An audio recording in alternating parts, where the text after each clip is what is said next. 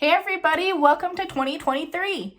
We just finished up the year 2022, so in this video I will be recapping the highlights of my year of 2022, and then I will share my approach for a reset in 2023 and talk about some of my goals.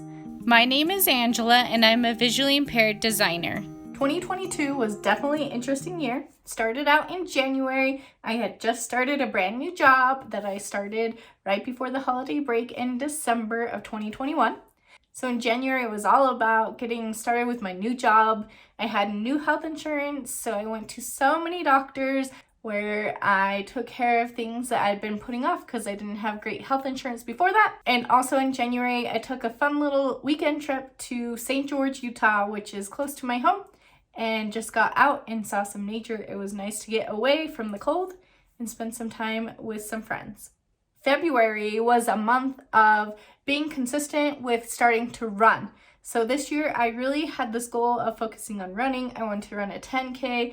I wanted to run as many races as I could. So February was a month of run, run, run. And then that continued through March. I just kept running all the time. I would run 3 times a week. It was great. I really enjoyed it. And then in April, I ran my first 5K of the year. It was a tulip festival, so we got to run through all the tulips, and it was beautiful and gorgeous, and I really enjoyed that race. It was difficult, but I did it. In May, I did something I wasn't expecting to do. I learned how to play some golf. I had 5 classes where I learned to play golf for the first time, and that was a lot more fun than I was expecting, although I don't see myself being a long-term golfer in the future. In June, I got to spend a lot of time with family and friends and doing a lot of fun summer activities. I ran my first 10K ever, which was the hugest goal for me for such a long time. I ran so many 5Ks, but it was so great to be able to finally run a 10K. And I also ran a 5K in the month of June, so that was 2 races in the month of June, which felt great. July was a super eventful month for me. It started out by the end of June, and through July, I had gotten really sick and I had pneumonia, and it lasted for 2.5 full weeks where I was fully out. I couldn't work, I couldn't do anything, and it was really rough. I missed my second 10K that I had planned, but once I recovered at the end of the month, I went on 2 fun trips. I went to Heber City with my sister, and we had a nice weekend trip where we went to a play and had a lot of fun. And then the other trip, I went to Dead Horse Point, which is a beautiful canyon that I've never been to in southern Utah. August was a month of recovering from being sick and getting back into the groove of things. It was my birthday, so I did a lot of fun activities for my birthday as well. And then in September, I got to go to Disneyland. I went with some of my family, and it was so much fun leading up to it. We made shirts that matched that were so much fun to make on our own. We had so many plans for going to Disneyland, and it was so much fun, and I'm so glad that we went. And then shortly after, in October, I got really sick again with strep throat for the first time. And I had strep throat for 2 weeks, where I was down and I couldn't really do as much stuff, and it was really frustrating to be sick so close together 2 times in a row. But I made it through, and I didn't give up on my goals. I kept doing what I could. I ran another 5K for the year, and then I had a lot of fun making my Halloween costume of Miss Trunchbull from Matilda. In November, the holidays were kicked off by me going to a Pentatonix Christmas concert, which is my favorite a cappella group, and it was so phenomenal. I loved it so much, followed by the traditional Thanksgiving with my family. And then I went on a short trip over Thanksgiving break to see Hoover Dam for the first time and to go to Las Vegas for a night. And we went and tried Gordon Ramsay's restaurant, which was so much fun to do because I love watching his shows like MasterChef, and I got to try his beef Wellington. And let me tell you, his food was so good. It was pricey, and it was 100% worth it. It was so good. I loved it. And then finally in December, I got to go to a Lindsey Sterling concert for her Christmas concert. That was so much fun. I got to bring 2 of my nieces and my best friend, and I just really loved the concert. We decided to go at the last minute, and so I just am so glad that we decided to go because it was amazing. And of course, like always, Christmas is a great time of year. Get to spend time with family and with friends and do so many fun activities. So that was all great this year. But the biggest part of my whole entire year happened 2 days before the new year. On December 30th, I bought a brand new car, and I've been hoping for a new car for such a long time, and I finally made the leap. I did the research and I bought it, and I did it before the end of the new year. I will be doing a video about my car because now my car is so much more accessible, has so many features that help me with my visual impairment. So keep a lookout for that video because I'll be sharing with you why I picked out this specific car and the features that it has. Now let's talk about 2023, the next year. So me personally, I am not a person to make specific goals that I really want to do. Last year I did that on my channel. It didn't work out super great. I don't know that I really completed any of those goals. So this year I have a new approach. I picked out pictures that felt like it embodied like a feeling or a vibe that I want to go for next year. Maybe it can turn into goals, but me setting goals at the beginning of the year and then me trying to do those throughout the year. I did pick a word for the year, and my word for this year is intentional. Anything I do this year, I want to make sure I do it with purpose. I feel like sometimes there's things that happen every year that are difficult for me because I don't plan ahead or that kind of thing. So I want to be intentional with my time this year and make it so that I am happy with what I have, create the life that I love instead of letting it just happen to me. So now I'll share with you the pictures that I have chosen for my vision board, and then I will tell you a little bit about them. And then I have a couple of quotes that I've also picked to go along with my word intentional. So the first picture is a picture of a notebook and a book. This picture is signifying that I want it to be a year of learning. I still want to work on my CPAC. I want to do so many different things when it comes to educating myself on accessibility and design, but like I said, I'm not going to make specific goals around that this year. Hopefully I can get my CPAC, but I'm not going to make myself feel bad if I don't and just do what I can to work towards that goal. Picture number 2 is a picture of a person lighting a candle.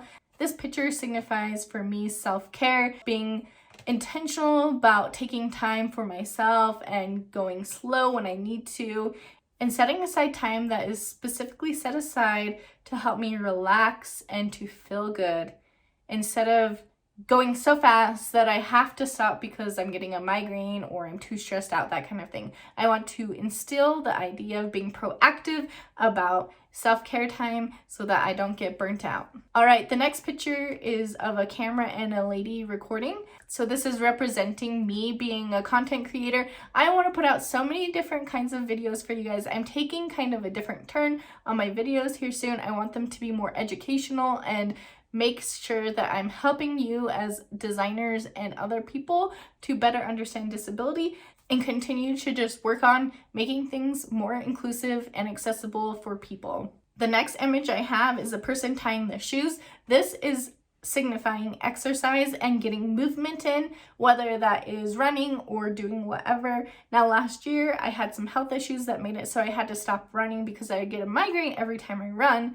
And that was really discouraging to me because, like I mentioned, I had ran so many races. I was so on top of things with running and it felt so good.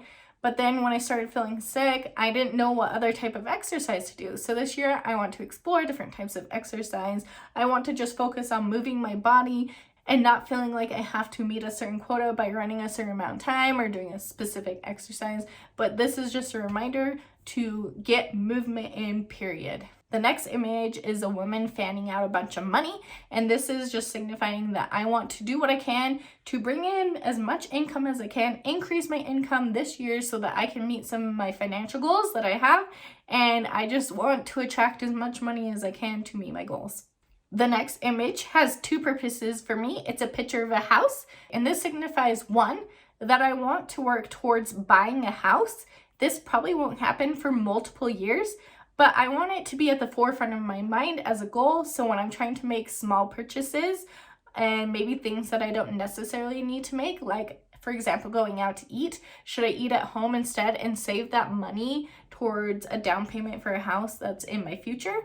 And then 2, this picture also signifies to me knowing that I can't buy a home right now, even though I'd love to, finding ways to make my current rental more of a happy, peaceful home and so that I can live here and enjoy it while I am still in this phase of being in a rental, so that I am happy now and not just looking forward to the future of when I buy a house. The next image is of the Grand Canyon. I want to be able to be in nature more, spend more time grounded, and just not so much time inside and moving my body, like I said previously. The Grand Canyon is a specific place that I would absolutely love to be able to go to in the year of 2023. I've never been there, and I think that's crazy because I live so close to it. The next picture is a picture of a lake with a kayak in it, and this just gives me this feeling of calmness, being outside, finding new activities to try, like being in a kayak and trying that out. Now I have a car that could carry a kayak, so maybe I'll have to do that this year. The last image I have is a person stirring some food, signifying that they're cooking and making food. One of my least favorite tasks is cooking, and so I want to bring in the year 2023 by finding ways to meal prep and make cooking more enjoyable for me, so that I'm not eating out as much. I'm being more intentional about what I'm putting in my body and eating, and it would be nice to eat a little healthier. Like, that's a normal goal for people to have, but this goal specifically is for me to work on enjoying cooking and spending time in the kitchen.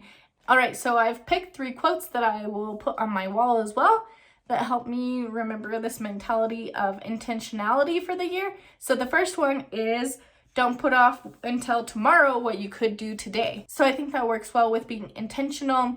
You're deciding what you can do and what you should do, and then doing it right away. Instead of putting it off, you do it then, instead of saying, oh, I'll do that in the future, and then you never end up doing it. That happens to me so much. These next 2 have a very similar feeling to them. The first one is a quote from The Little Mermaid. I absolutely love this quote, and I think it's fantastic. The seaweed is always greener in somebody else's lake. I feel like it's very common for me and other people to look at what they have and look at other people and want what other people have, but finding ways to be intentional with what we have and making it be something that we want and making sure that we're enjoying where we are right now can help us moving forward. Then we're more positive and we're not just always looking forward to things in the future. The last one is, never hope for it more than you work for it.